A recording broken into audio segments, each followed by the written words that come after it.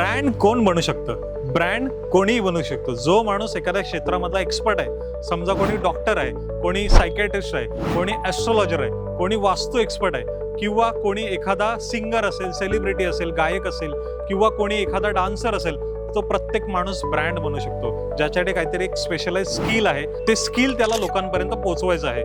त्यासाठी त्याला एक लागते एक्सपर्ट टीम, जी टीम त्यांना पूर्णपणे मॅनेज करते, जी टीम त्यांचं पूर्णपणे डिजिटल मार्केटिंग करते. त्यांच्या व्हिडिओज किंवा ते कुठेही जात असतील, कोणत्याही इव्हेंटला ते प्रेझेंट असतील, त्या इव्हेंटचं कव्हरेज आणि त्या सगळ्या गोष्टी ती टीम करत असते. ब्रँड बनणं हे खूप सोपं आहे.